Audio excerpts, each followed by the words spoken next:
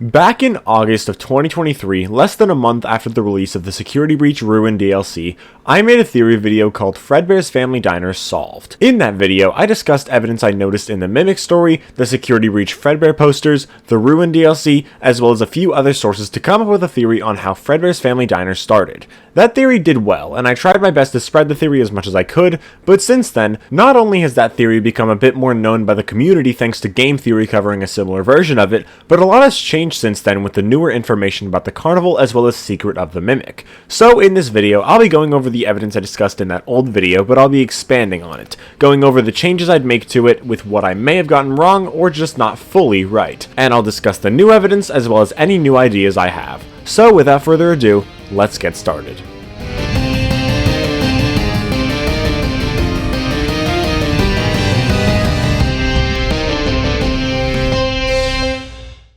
To begin, I want to go over everything I went over in my old Fredbear's video, albeit in like half the time. In the Ruin DLC's Brazil ending, Cassie takes a wrong turn when running from the Mimic and comes across a cutout of Freddy with ice cream. In the files, this cutout is called 70s Freddy. This is interesting, as previously we've only ever heard of stuff happening in the 80s, with the only possible implication of the 70s being Phone Guy mentioning the animatronics not being clean in 20 years. This Freddy cutout is also designed just like the animatronics on the Fredbear posters from Security Breach, where Fredbear looks like Freddy and Spring Bonnie looks like Glitchtrap, who is not an animatronic but rather just a costume. In the Tales story Pressure, Luca finds himself in a real Springlock suit, which he knew about. According to the story, quote, "The Springlock suits were discontinued not long after they were created because the locking mechanisms were often faulty. They could get triggered by the movement of the costume's occupant, and if they were triggered fully, the metal clamps would shoot out and impale the occupant, fatally." End quote. The Springlock suits were discontinued not long after they were created. We know from FNAF 3 that the Springlock suits were discontinued at some point between 1983 and 1985, as they were discontinued before the Missing Children incident, but after Fredbear shut down, which we know from the fact that Fredbear and Spring Bonnie are Springlock suits and still exist at Fredbear's during the bite of 83. That means they were discontinued around the mid-80s or so. The reason this is so important is because it's saying that they didn't last that long, meaning they must have been created in the early 80s, but as we just discussed, Fredbear's Family Diner was open in the 1970s, so how can that be the case without the Springlock suits? Well, if we really think about it, nowhere does it state that Springlock suits were the first ever mascots Fazbear Entertainment had. Hell, technically they don't have to be the first animatronics either. As I mentioned before, the Fredbear's Family Diner posters from Security Breach have a Fredbear who is designed much more like Freddy, and we have a Spring Bonnie suit that looks like Glitchtrap. Glitchtrap himself is a costume made of fabric designed like Spring Bonnie, but not like the Spring Bonnie that became Springtrap. In reality, the Spring Bonnie used for the Missing Children incident that becomes Springtrap is the one from Freddy's, while the Spring Bonnie suit from Fredbear's has the design of Glitchtrap. The Glitchtrap suit is the Spring Bonnie suit from Fredbear's before the Springlock suits existed, with Fredbear originally looking like regular Freddy. Fredbear's Family Diner only had fabric costumes of Fredbear and Spring Bonnie for the first years it existed, and we know costumes like this did exist because of the Mimic story and the Tales epilogues. Considering the FNAF 6 building was likely the original Fredbear's Family Diner repurposed, the FNAF 6 building and the Tales epilogues having these costumes when there's no reason it should since it has the regular animatronics implies these costumes were from Fredbear's. The Fredbear cutout from the Brazil ending is of Fredbear when he had the design of Freddy, and it's labeled as being from the 70s. Meaning that Fredbear in the 70s was the classic brown Freddy, eventually being changed and Freddy becoming a separate character. In the Tales story The Mimic, we learn that all the Fazbear Entertainment animatronics were made from these costumes with fabric and fur suits essentially being wrapped around metal parts and being stuck onto endoskeletons. The costumes were transformed into animatronics. That means that the costumes of Freddy, Bonnie, Chica, and Foxy could have all existed when Fredbear's only had these costumes in the 70s, which explains Phone Guy saying that the animatronics haven't been cleaned in 20 years. Many people now think this is a retcon, an oversight, or an exaggeration on Phone Guy's part, but no, the costumes that were used to make the animatronics did exist 20 years ago, and even back then, they were never washed. Also, Fredbear and Spring Bonnie existed at both Fredbear's Family Diner and Freddy Fazbear's Pizza, and the different iterations have different designs from one another. In the Stage 01 minigame from FNAF 3, we see Fredbear with a brown hat and a black bow tie. You can either say that Golden Freddy the animatronic therefore has a brown hat, and that when Golden Freddy appears in the FNAF games his hat is black because he's a projection, though the hat's color changing is a bit confusing and unnecessary. But the other option is that because the background of the minigame was black, Scott had to change the color to brown. It's the same reason purple guy is purple. The Stage 01 minigame, which is probably inspired by the memory of Fredbear's, likely takes place at Freddy's, considering we're saving the spirit who possesses Foxy who dies at Freddy's, meaning Stage 01 Fredbear is the one to become Golden Freddy. The Spring Bonnie from Freddy's, on the other hand, is the one who becomes Springtrap, which we know because it's the one used in the missing children incident, and in Fruity Maze, Spring Bonnie is designed like Springtrap, and the Spring Bonnie from Fredbear's looks like Glitchtrap, as I said. The supply closet from FNAF 4 even shows a Spring Bonnie head designed very similarly to Glitchtrap. On top of that, Scraptrap has a very similar design to Glitchtrap, as well as that backroom Spring Bonnie head as well, meaning Afton very likely repaired himself with that old Spring Bonnie suit from Fredbear's. This would also make sense if Afton returned to Circus Baby's Entertainment and Rental, as since Freddy's has their own Fredbear and Spring Bonnie, the Family Diner ones probably weren't stored there and may be stored in Babies. Would also explain Dark Springtrap, aka post FNAF 3 Fire Springtrap, appearing in Ennard's hard mode vent repair in FNAF VR, which would also explain Scraptrap having more flesh than Springtrap, with Afton getting remnant from the scooper in the facility. It makes a few pieces fall into place. So that was everything I talked about in my old Fredbear's Theory video, but with the new information we've gotten since then, I think I was definitely due for an update. Back then, I believed that the Mimic story took place in 1984, being after the opening of Freddy's. That way, the opening of the Pizzaplex is in 2024, and Security Breach in 2029, which aligned with the 40-year difference between the Mimic and the Storyteller. But upon further inspection, around June last year, I realized that doesn't work, as Edwin started his company in the early 70s when he was 18 or 19, placing the Mimic story, at the absolute latest, in 1980, but more like 1979 or 78. With Secret of the Mimic, we now know 1979 is the correct date. However, this throws a wrench in the Springlock suits. I mentioned earlier that Pressure says the Springlock suits were shut down not long after they were created, but animatronics already existed in 1979. 4 to 6 years before the Springlock suits were shut down. If Springlock suits existed by this point, that would definitely be quite a long time after they were created, and Springlock suits preceded the regular animatronics, right?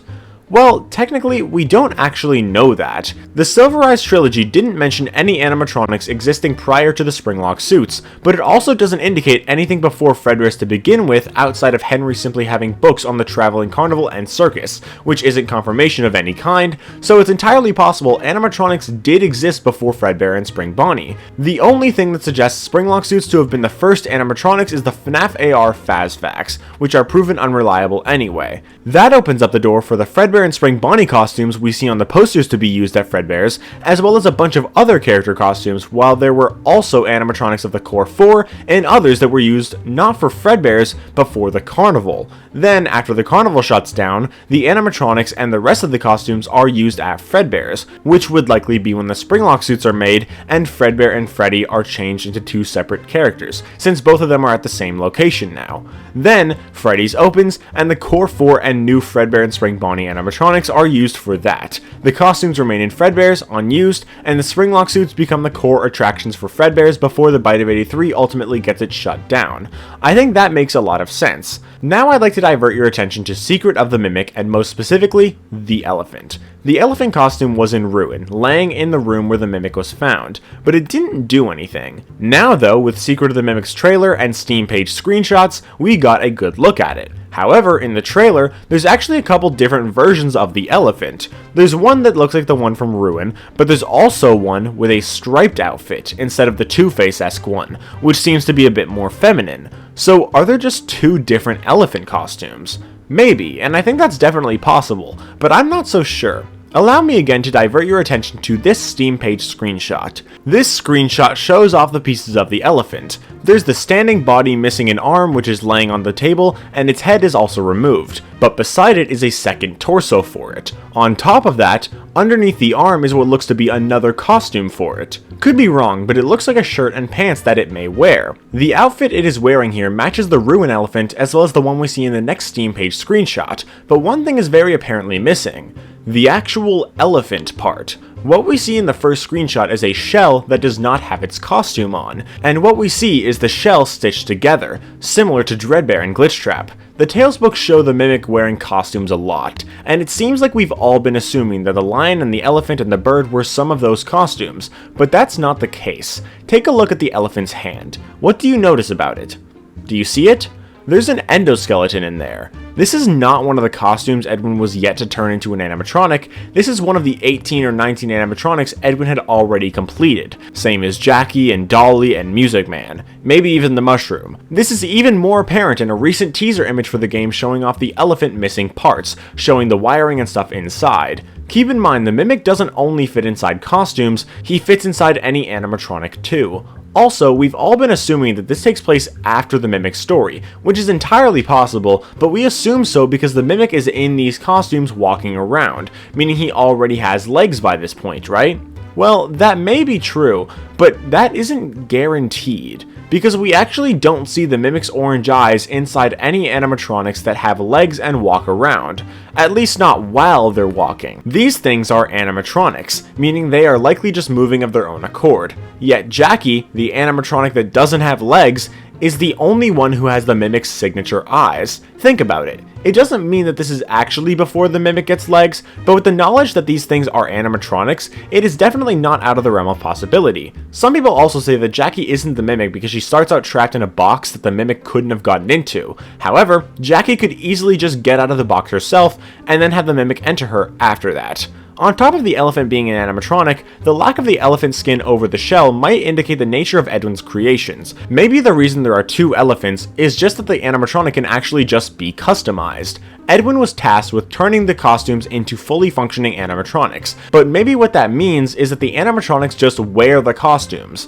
If that is the case, the fact that Edwin makes Chica and Bonnie may indicate that they are the same, that Bonnie and Chica can have their fur taken off and swapped out, or left with their shells and stitches visible. Who knows, but it would be interesting to see if Chica and Bonnie animatronics end up being in Edwin's factory, our first look at the original Bonnie and Chica before any possession. To be clear, Henry still made the first Bonnie and Chica animatronics, so the Bonnie and Chica that Edwin made aren't the originals, but either way, seeing Bonnie and Chica before any paranormal stuff even started would be very interesting. The last thing I want to talk about is Glitchtrap and his costume. The elephant animatronic is shown to have stitches on its shell.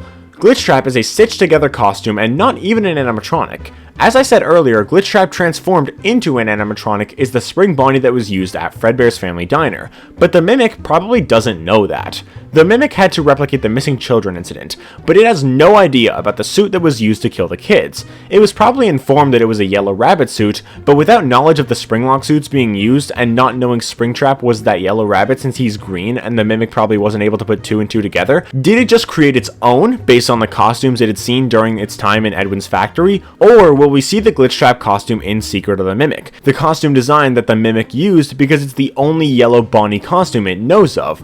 Or the third option, that as I said in my last Edwin related video, Fazbear stole a bunch of Edwin's tech like the Faz Wrench and Helpy and the Mimic itself around that time, so maybe as a shortcut, they just fed the Glitchtrap costume into the VR game for it to replicate. Who knows? I think it would be really cool if the game shows us that original Yellow Rabbit costume, possibly even having the Mimic wearing it, or having it hidden in a corner or out of bounds for the fans to find. Only time will tell. The idea of some stuff being out of bounds makes me wonder if I should be getting the game on PC or PS5. Sometimes my PC and streams lag playing games like Security Breach and Poppy Playtime, so that might be problematic. Plus, if the game doesn't release for VR, but then VR releases later on, I'd have to buy it a second time to play that if I bought it on PC first. But I probably can't get a debug menu if I don't get it on PC, and PC is just easier to play on. I'm not sure. I am sticking to getting it on PS5, so I'll probably get some of my friends who get it on PC to get the debug menu and explore, but either way, until then, I hope you guys have enjoyed this video. If you did, leave a like and subscribe if you want to, and I will see you all in the next video.